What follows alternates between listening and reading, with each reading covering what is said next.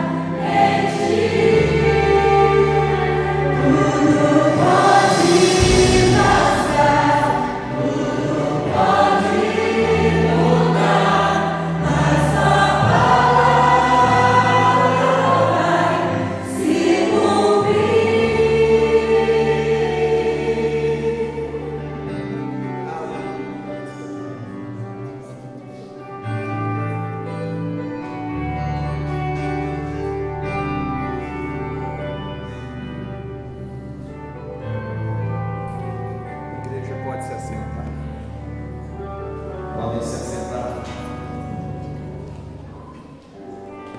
Temos conosco pela primeira vez aqui na igreja a Amália. Eu gostaria de convidá-la aqui à frente. A sua mãe Carol vai trazê-la.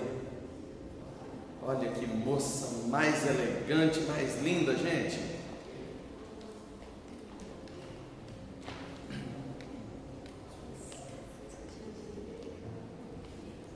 Aqui tem que vir para o colo do tio.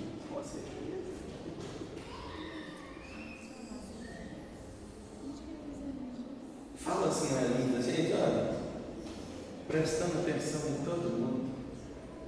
É a primeira vez que a Amália vem à igreja, mas não é a primeira vez que ela participa de um momento de comunhão na presença do Senhor. Ela já é parte da célula lá na casa do Devani. Olha que bênção! Estava lá conosco, essa princesa mais linda. Aí, ó, Célia, veio com a mamãe. Carol, olha só que coisa interessante. O Salmo 127, ele diz assim: se o Senhor não edificar a casa, em vão trabalham os que edificam.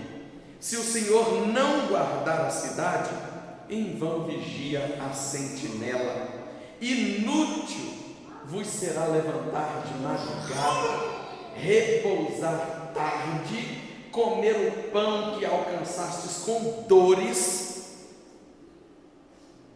porque aos que o amam, Ele os dá enquanto dormem. Herança do Senhor são os filhos, o fruto do ventre, o seu galardão.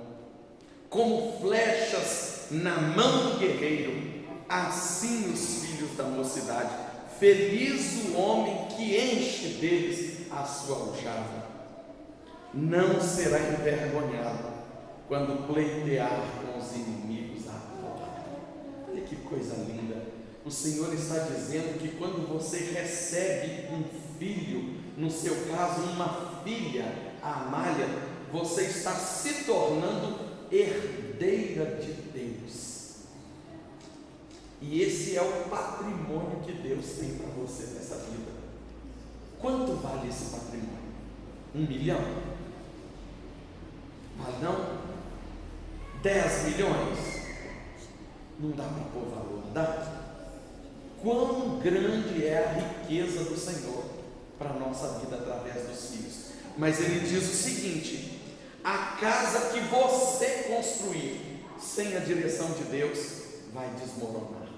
O lar que você edificar sem a direção de Deus vai desmoronar. Logo, a filha que você criar longe da presença de Deus vai ser boa? Vai ser bênção? Então você, Carol, precisa do Senhor. E mais do que nunca, a Amália precisa. E ela vai conhecer Jesus através da Carol. A Carol é a fonte de educação, a fonte de inspiração, a fonte de exemplo da Amália. Porque a Carol nunca foi a Mulher Maravilha, mas de hoje em diante ela é uma heroína para alguém. Olha que coisa gostosa, gente. Por isso que é bom ter filhos. E para essa menina linda, a heroína, se amar a Deus, vai ensinar através das atitudes a Amália a amar o Senhor Jesus. Hoje nós vamos apresentar diante da igreja ao Senhor a Amália, mas isso não anula a sua responsabilidade de ensiná-la a conhecer o Senhor todos os dias. Faça isso, Carol. Leve ela para a igreja toda semana. Fale do amor de Jesus para ela todos os dias. Cante louvores como canção de ninar, para que ela ame ao Senhor desde a tenra idade, desde o nascimento. Você que concorda com isso, que os nossos filhos têm que ser apresentados diante do Senhor. Nós presbiterianos praticamos o batismo na infância. A apresentação da criança é algo que eu posso fazer, mas se ela assumir um compromisso diante de Deus e for batizada, ela vai precisar diante da autoridade do pastor da igreja, batizar também a sua filha, porque é assim que as Escrituras ensinam. Amém? Então isso aqui é só o primeiro passo, diante da longa caminhada que a Carol ainda tem com a Amália. Você pode ficar de pé e erguer mãos santas ao Senhor nessa hora? Querido Deus, nós queremos agora apresentar diante do Senhor a Amália. Ela é filha do projeto de Deus. Ela não é um acidente, ela não é um fruto não planejado, ela foi planejada sim na eternidade. Ela foi escolhida sim desde muito antes da sua concepção, escolhida por Deus, planejada no céu, e por isso ela existe aqui. Ó Deus, que o Senhor guarde o pensamento da Amália, que ela possa pensar nas coisas do céu, que ela possa conhecer, não apenas de ouvir, mas com o seu intelecto, as coisas de Deus, e que ela possa andar nos teus caminhos e viver a tua lei. Que a Carol seja munida de autoridade, de sabedoria, revestida de toda a santidade que lhe é necessária para ser luz, exemplo para essa criança, em nome do Senhor Jesus. Amém. Deus abençoe vocês. Pode se assentar, povo de Deus. Quero convidá-lo a acompanhar comigo a leitura e a explanação do texto que está em Apocalipse, no capítulo 2. Apocalipse capítulo 2, do versículo 12 ao 17, carta à igreja em Pérgamo.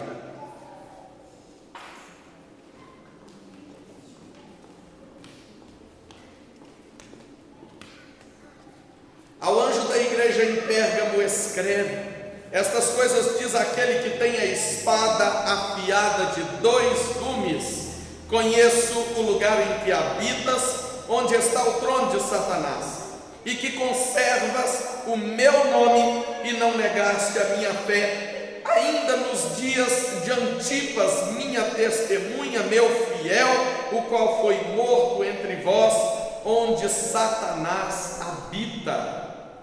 Tenho todavia contra ti algumas coisas, pois que tens aí os que sustentam a doutrina de Balaão, o qual ensinava a Balaque a armar ciladas diante dos filhos de Israel para comerem coisas sacrificadas aos ídolos e praticarem a prostituição. Outro sim, também tu tens os que da mesma forma sustentam a doutrina dos nicolaítas. Portanto, arrepende-te, e se não, venho a ti sem demora, e contra eles pelejarei com a espada da minha boca. Quem tem ouvidos, ouça o que o Espírito diz às igrejas. Ao vencedor dar-lhe-ei do maná escondido, bem como lhe darei uma pedrinha branca, e sobre essa pedrinha escrito um nome novo, o qual ninguém conhece, exceto aquele que o recebe. Feche seus olhos. Querido Deus, que esta palavra que é afiada como espada de 2 gumes venha sobre a nossa vida e nos edifique nesta noite para a glória do nome do Senhor Jesus. Amém. Glória a Deus. João, quando já idoso, foi exilado na ilha de Pátimos por causa da pregação do Evangelho. E lá nessa ilha, João recebe uma visão onde o próprio Senhor Jesus lhe aparece e manda escrever. Ele escreve as revelações que nós conhecemos como Apocalipse. Escreve dentro do livro das revelações 7 cartas, que são designadas as 7 cartas às 7 igrejas da Ásia Menor. O livro do Apocalipse ele trabalha com muitos símbolos, e um deles é a numerologia da Bíblia. onde números na Bíblia têm significados, e um deles é o número 7, que significa completude, totalidade. Logo, quando essas cartas são escritas às 7 igrejas da Ásia, entenda, essas cartas estão sendo escritas a todas as igrejas do Senhor, em todos os tempos e eras, ou seja, esta carta é para a igreja presbiteriana Boas Novas, que está em São Félix de Minas. Esta carta é para nós. Senhor Jesus, através de João, ele faz revelações poderosas a esta igreja, e associando estas revelações ao pano de fundo histórico da igreja, nós vamos entender bem o que o Senhor Jesus está falando. Ele começa dizendo: conheço o lugar em que habitas, onde está o trono de Satanás. E a pergunta que nós fazemos é: por que neste mesmo versículo o Senhor Jesus vai falar 2 vezes que em Pérgamo está o trono de Satanás e que em Pérgamo é onde Satanás habita?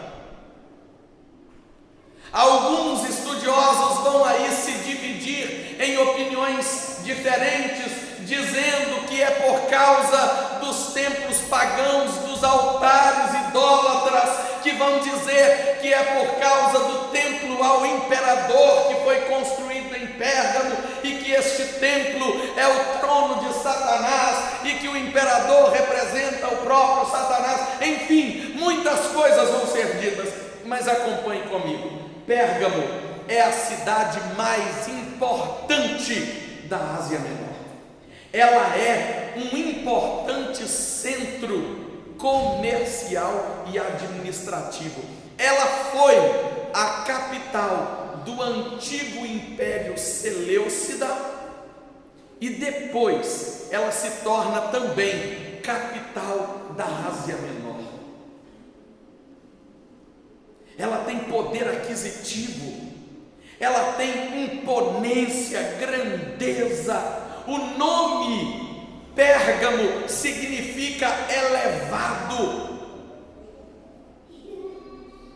Ela está acima das demais cidades da Ásia em grandeza, em importância e em poder aquisitivo. Ela supera cidades portuárias grandiosas como Éfeso. Ela é também um importante centro cultural. É de lá que surgiu o pergaminho, porque antes da criação do pergaminho, eles usavam para anotação o papiro que vinha do Egito. Mas com a ascensão cultural de Pérgamo, criaram em Pérgamo o pergaminho, um material liso, feito a partir do couro de animais, onde se escreviam livros e anotações, e enrolavam e guardavam esses livros em forma de rolos. Era um importante centro cultural, porque em Pérgamo foi construída a segunda maior biblioteca do mundo antigo. A primeira era a Alexandria, do Egito. A segunda maior biblioteca está em Pérgamo, e ela continha cerca de 200.000 pergaminhos, 200.000 livros armazenados nela. Tinham faculdades, escolas de filosofia e de todo tipo de cultura e conhecimento. Ela é um importante centro comercial e administrativo. Pérgamo é um importante centro cultural, mas Pérgamo também é um importantíssimo centro religioso daquele tempo. Na Acrópole de Pérgamo tinham altares há diversos deuses adorados no mundo antigo: Zeus, Mercúrio, Diana, Afrodite, Eros, Apolo, e por aí vai. Havia uma miscelânea de paganismo cultualístico naquela cidade, que trazia para si multidões de pagãos adorando, e além destes altares a muitos deuses da antiguidade, Pérgamo também praticava a adoração ao imperador daqueles dias.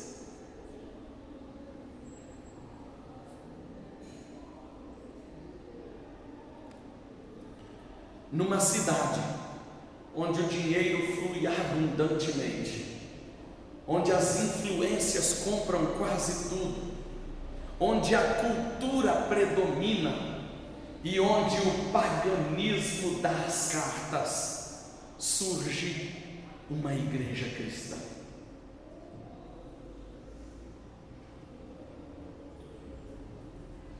Dizem que a igreja está morrendo em toda a Europa. Você já ouviu falar isso? Os brasileiros aí que andam pelos países da Europa, eu conheço alguns, conheço um pessoal inclusive que mora na Espanha, e eles dizem que tem igrejas imensas, verdadeiras catedrais que estão abandonadas, outras foram transformadas em teatros, museus e por aí vai. As igrejas estão fechando as portas em toda a Europa, porque os europeus são conhecidos pela sua cultura, pela sua formação acadêmica, pelo seu altíssimo conhecimento, e este crescimento acadêmico trouxe uma decreção acelerada da igreja em todo o continente europeu. Essa era a realidade de Pérgamo, uma cidade onde a ciência e a cultura pareciam ser maiores do que Deus aos olhos do povo.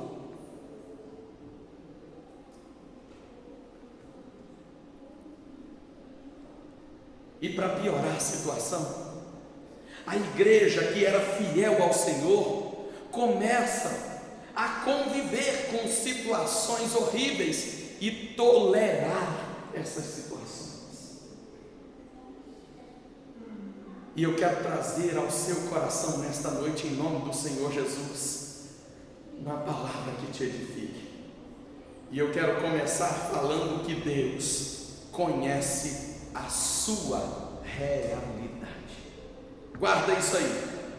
Deus conhece a minha e a sua realidade. Ele começa dizendo: eu conheço o lugar em que tu habitas, eu sei da realidade cultural, eu sei da realidade administrativa, financeira, eu sei da realidade religiosa de Pérgamo.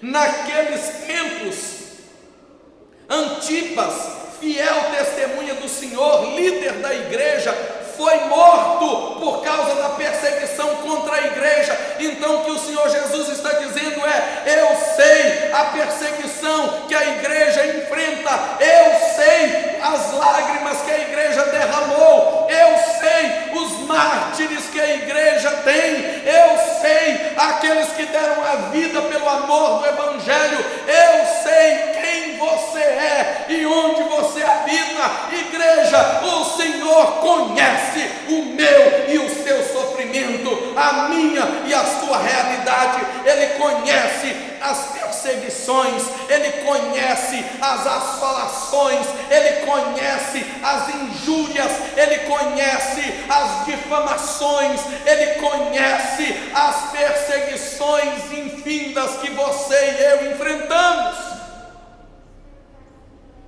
Ele conhece a sua dor, Ele conhece o seu lamento, Ele conhece a sua família, Ele conhece as suas limitações.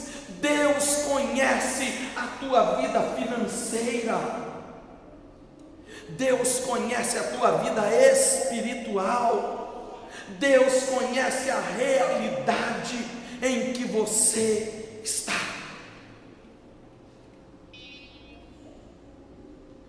Às vezes a nossa oração é tão hipócrita. Ah, Senhor, o Senhor sabe o que eu estou enfrentando. É claro que Ele sabe, irmãos. Ah, Senhor, é por isso que eu não consegui te servir com fidelidade. Oh, Senhor, é por isso que eu não consegui te honrar com meus lábios. É por isso que eu não consegui te honrar com minhas atitudes. Irmãos, quando Deus disse à igreja de Pérgamo, através de João, nessa carta, que Ele sabe o lugar onde aquela igreja está e que ali está o trono de Satanás, Jesus não estava dizendo, eu compreendo os teus erros. Ele estava dizendo, eu sei das tuas limitações, mas isso não justifica o teu fracasso. A luta que você enfrenta, as decepções que você acumula, as limitações que você possui, as angústias que você tem vivido, nada disso justifica o teu fracasso espiritual, a tua apostasia da fé. Nada disso justifica a tua rebeldia contra o Senhor e contra a sua igreja. Nada disso justifica o fato de você viver de maneira prevaricada. Nada disso justifica o fato de você entregar a sua vida, o teu corpo aos prazeres e às fraquezas da carne.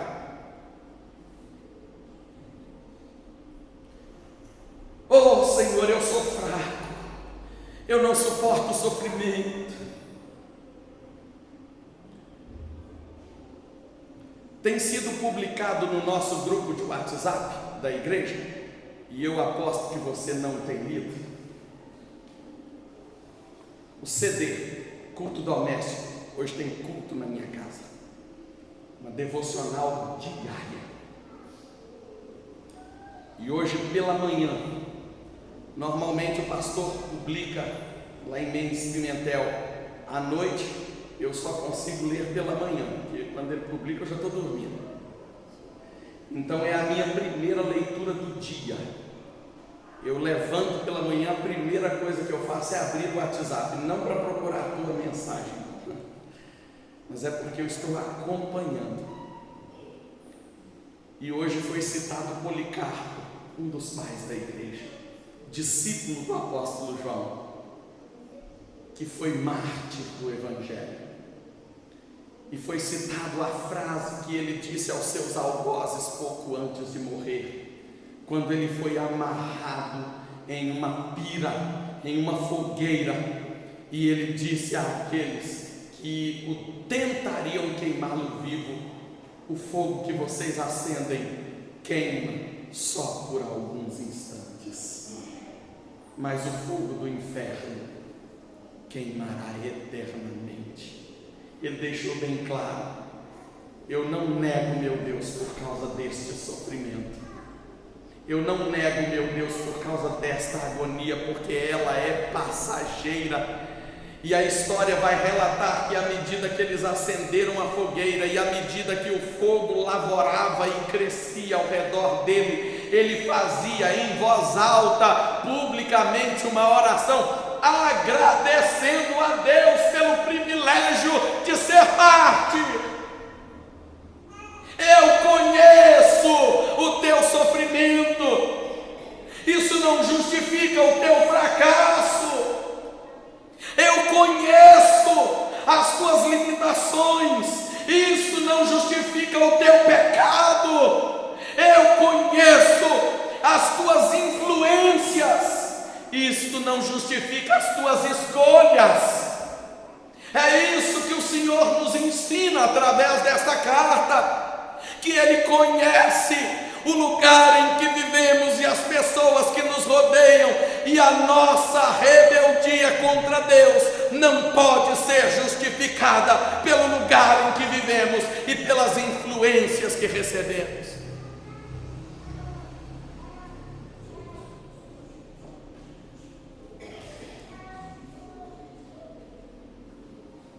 Alguns dizem que o trono de Satanás descrito aqui era o templo do imperador, era a acrópole dos muitos altares, enfim. Mas eu quero discordar com a ideia de muitos e quero trazer para você uma outra realidade na qual eu creio. A palavra de Deus diz que Deus não habita em templos feitos por quê? Por mãos humanas. Onde o Espírito de Deus habita, irmãos? E onde você acha que Satanás está colocando o trono dele?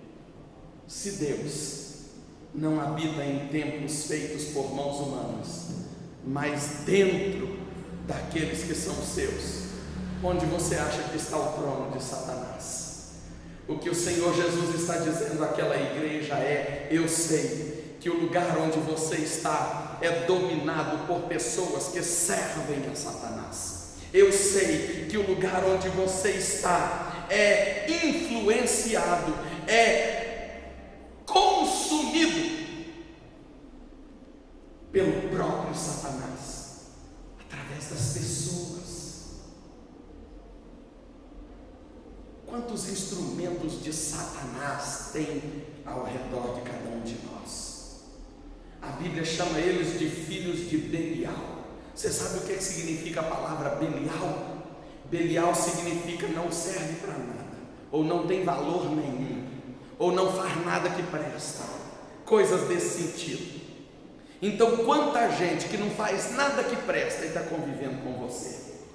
Quanta gente que só faz aquilo que não tem valor nenhum na vida, que só valoriza aquilo que não presta? Quantas pessoas estão assim ao seu redor, tentando te influenciar com a pornografia, tentando te influenciar com a corrupção, tentando te influenciar com o adultério, tentando te influenciar com a mentira? Quantas pessoas estão tentando te seduzir? Este é o contexto no qual Satanás habita.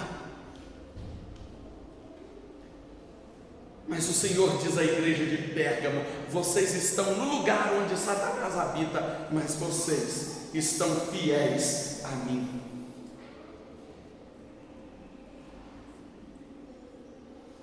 Mas mesmo fiéis, eu ainda tenho umas coisas contra vocês. Note que ele não está falando para uma igreja infiel. Note que a mensagem não é para uma igreja apóstata, uma igreja que só tem aparência de santa e que abandonou a fé. Não, ele está falando para uma igreja fiel, para uma igreja que é verdadeiramente Deus, para uma igreja que tem fé viva e verdadeira, para uma igreja que não negou o seu nome. Ele está falando para uma igreja que tem ardor, que tem fervor, para uma igreja que é santa, e esta igreja santa tem coisas reprováveis no meio delas. A primeira coisa que ele reprova é a doutrina de Balaão. Se você conhece a história de Balaão, você vai saber que quando o povo conquistou a terra que mana leite e mel, o povo se multiplicou poderosamente naquelas terras, e um certo rei pagão chamado Balaque começou a ficar apavorado com o crescimento dos hebreus naquele lugar. E Balaque percebia que todas as nações que pelejavam contra os hebreus eram derrotadas, e que os hebreus, diferente de todos os outros povos, não adoravam a vários deuses e não cultuavam a imagens. Eles adoravam a um único Deus desconhecido, que não era adorado por meio de imagens, e sim por meio de sacrifícios. Então Balaque disse: eu preciso vencer este povo, e eu só vou vencê-los se eles forem amaldiçoados pelo Deus deles. Então ele manda oficiais do seu reino viajarem uma distância absurda até do outro lado da Mesopotâmia, para encontrarem um profeta pagão, um falso profeta chamado Balaão, que é contratado para amaldiçoar a nação de Israel. E a resposta de Balaão é: eu não posso amaldiçoar aquele a quem o Deus verdadeiro abençoou. Eu não posso. Os homens voltaram decepcionados, mas o rei Balaque mandou-os de volta com propostas financeiras muito mais sedutoras. E Balaão disse: eu já falei que eu não posso amaldiçoar aqueles a quem Deus abençoou. Aí vem uma luz, entre aspas, na ideia de Balaão. Eu não posso amaldiçoar aquele a quem Deus abençoou. Mas e se Deus não abençoou? Ele pode amaldiçoar?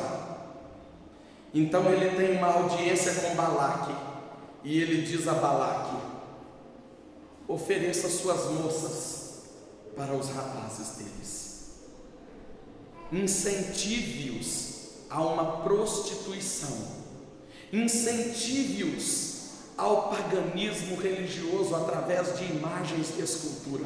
Se você conseguir fazer com que os jovens dos hebreus se contaminem no sexo com as moças do seu povo, eles não terão a proteção do Deus deles, eles poderão ser amaldiçoados. Ei, você está dormindo aí? Você percebeu o que eu disse? Se você contaminar o teu corpo, Satanás achou a brecha que precisava. Ele achou a saída para vencer você, para amaldiçoar a tua vida, para frustrar os teus planos, para anular projetos e sonhos em tua vida. Ele achou a brecha. Então, irmãos, o que o Senhor Jesus está dizendo é: eu tenho contra vocês, eu reprovo no meio de vocês aqueles que são como Balaão, que estão incentivando o sexo entre os solteiros e que vocês aceitam.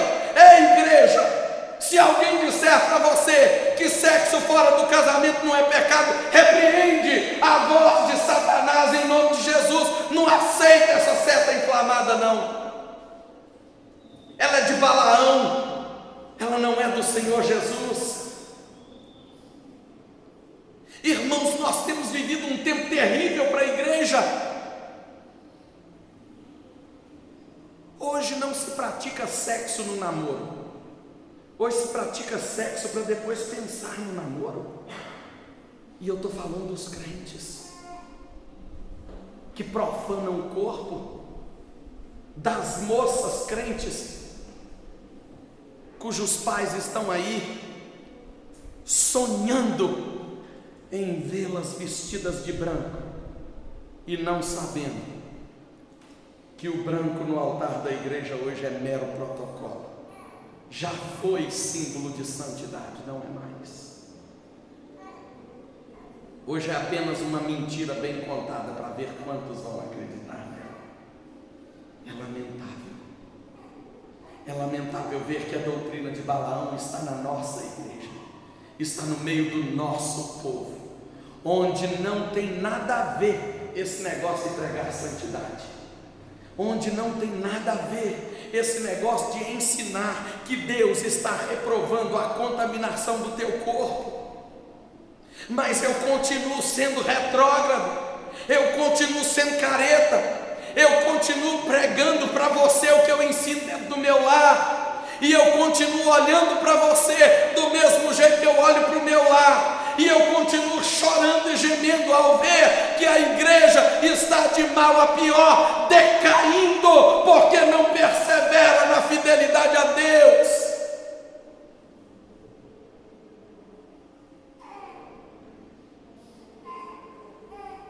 Uma mãe evangélica disse para mim: eu não ensino esse negócio de santidade no namoro para minha filha, não. E eu perguntei por quê. Ela diz: porque eu vou ensinar santidade para minha filha, vai que ela fica santa, santa, santa, e depois que casa não gosta do que recebeu. Então ela tem que experimentar primeiro, e só casar depois que ela tiver certeza que gostou. Irmãos, que decepção que tomou conta da minha alma, ao ouvir aquilo de alguém que é instruído nas Escrituras e que deveria estar ensinando os filhos a fidelidade às Escrituras. Eu tenho contra vocês que vocês preservam no meio de vocês essa doutrina maldita, vocês preservam no meio de vocês essa contaminação maldita, vocês toleram no meio de vocês esses ensinamentos. Ou seja, o que o Senhor está dizendo é que a igreja está se acostumando com o meio onde ela vive e está aceitando a ideia de se tornar produto do meio.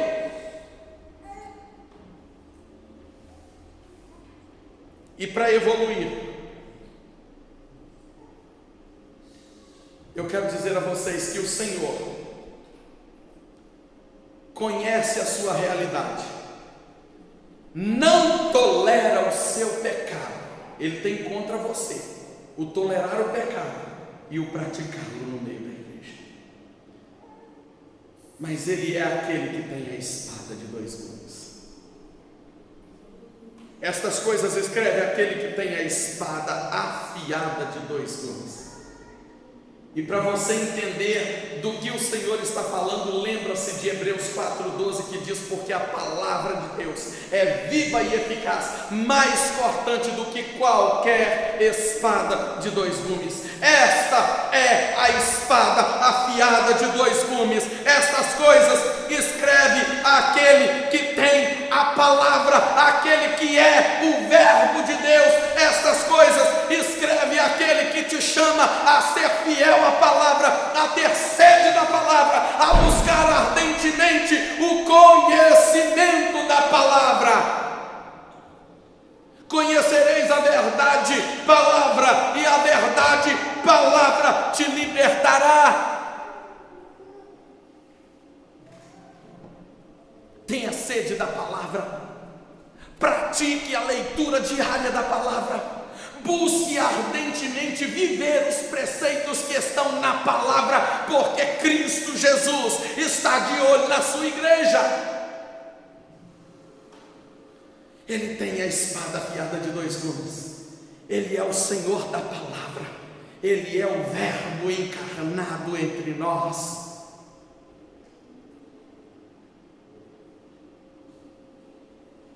E eu completo dizendo a você que há recompensas para aqueles que não são influenciados pelo meio onde habita e que não são contaminados pelo pecado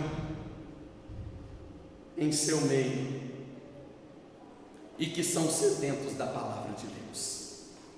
Quais são as recompensas? A primeira, ele diz que aquele que permanecer fiel até o fim receberá o maná escondido. Irmãos, este maná é uma referência ao alimento que caiu no deserto para o povo de Deus durante a sua peregrinação de 40 anos. Assim como Deus alimentou o povo durante a sua peregrinação, Ele está dizendo assim: eu darei a vocês o alimento que produzirá vida eterna em vocês. Eu darei a vocês o alimento que jorrará como água da vida de vocês. Eu darei a vocês a fonte insaciável e inesgotável de sustento espiritual. A primeira recompensa: quem vai sustentar a tua vida é Deus. Quem vai te manter erguido é Deus. Quem vai te segurar pela mão nos momentos difíceis é Deus. Quem vai trazer à sua memória as coisas que te dão esperança é Deus. É Ele. Permaneça fiel para que Ele te alimente, para que Ele te fortaleça e para que Ele te receba na glória.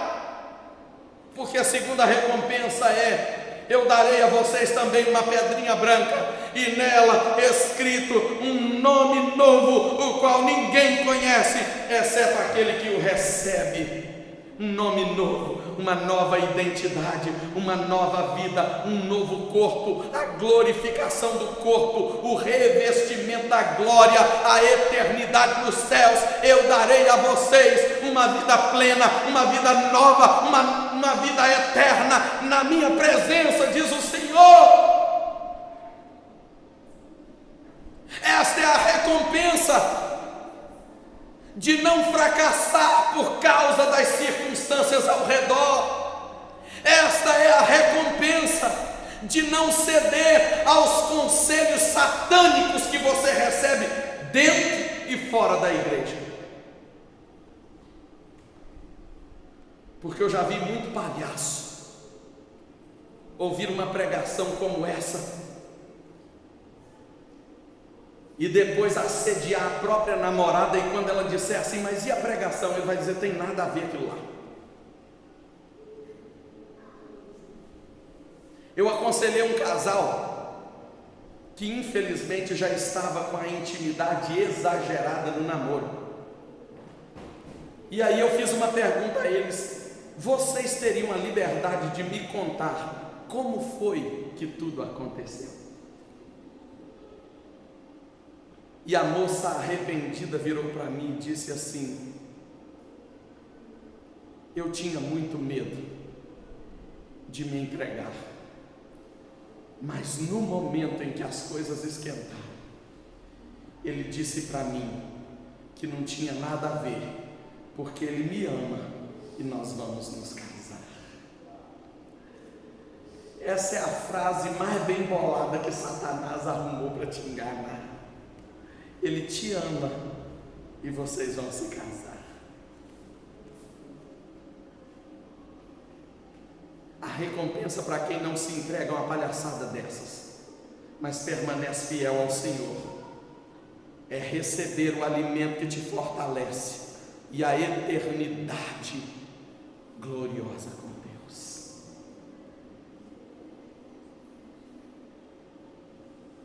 Apegue-se a essa verdade. Rejeite as propostas dos nicolaítas. Rejeite a doutrina de Balaão. Rejeite os assédios de Satanás. Rejeite um culto que não glorifica a Deus. Infelizmente o paganismo não tem entrado na igreja hoje como uma imagem de escultura, porque você já está calejado contra isso. Você já viu que a Bíblia, ela diz que é proibido, que é pecado. Você sabe que a idolatria é pecaminosa e abominável aos olhos do Senhor, não porque ela está escrita na Bíblia dos crentes, mas ela está escrita em qualquer Bíblia. Eu tinha uma ovelhinha no interior de Virgolândia, que ela cuidava do altar de Maria todo mês de maio. E numa certa tarde, na primeira semana de maio, ela foi decorar o altar para coroação, e tinha um pedestal, um púlpitozinho, na frente ali da igreja, perto da imagem, e tinha uma Bíblia desse tamanho. Já viu aquelas Bíblias enormes que fica aberta lá no altar? Tinha uma Bíblia aberta lá. E ela disse que nunca olhou para aquela Bíblia, mas que na hora que ela estava decorando o altar para coroação, ela escutou uma ventania pela janela. A ventania fez assim na Bíblia, aquele barulhão nas folhas. Ela se assustou com aquilo e foi lá ver se o vento tinha rasgado alguma folha daquela Bíblia. Quando ela chegou lá, estava aberta no Salmo 115. Ela começou a ler. Irmãos, ela começou a ler e dentro do seu interior começou um sentimento empolvorosa, estranho, e ela disse que falou consigo mesma: por que ninguém me disse que isso está escrito aqui? Por que ninguém nunca me mostrou isso na Bíblia? Diz ela que abandonou a decoração pelo meio e saiu de dentro daquela igreja e nunca mais pisou lá novamente. E ela disse: eu quero uma igreja que me mostre tudo que está escrito aqui, porque eu não quero adorar pela metade.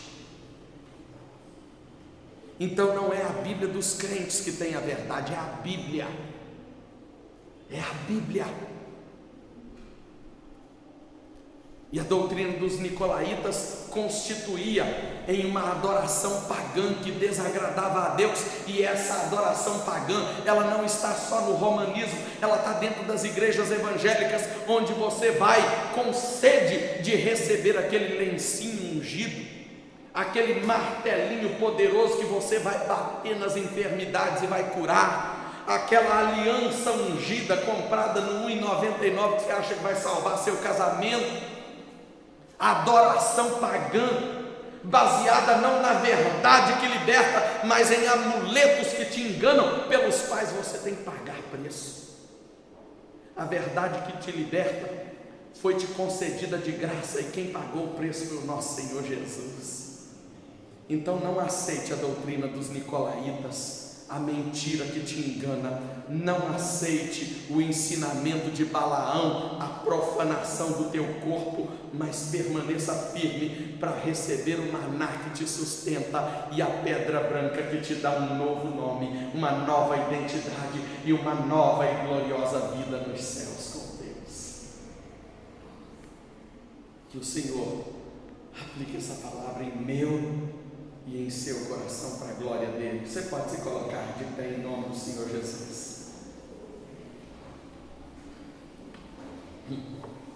Eu terminei, a primeira coisa que eu fiz foi olhar para o relógio, 9h01. Eu me lembrei que o pastor Herbert falou hoje lá na Mendes Pimentel que relógio dentro da igreja é instrumento de Satanás. Então eu vou tentar parar de olhar para aquele negócio ali. Feche seus olhos, meu irmão. Poderoso Deus, santo é o teu nome, santíssimo é o Senhor, eternamente santo tu és. E nós profanamos a santidade gloriosa de Deus quando nos sujeitamos ao pecado, ao engano e ao ensino de falsos mestres.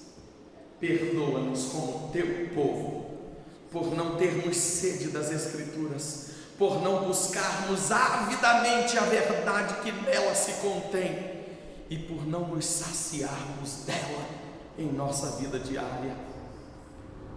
Mas Deus, habilita-nos para mudar essa história, para mudar a nossa vida, para buscarmos novos rumos e para nos saciarmos de Ti, tão somente de Ti, por meio da Tua palavra.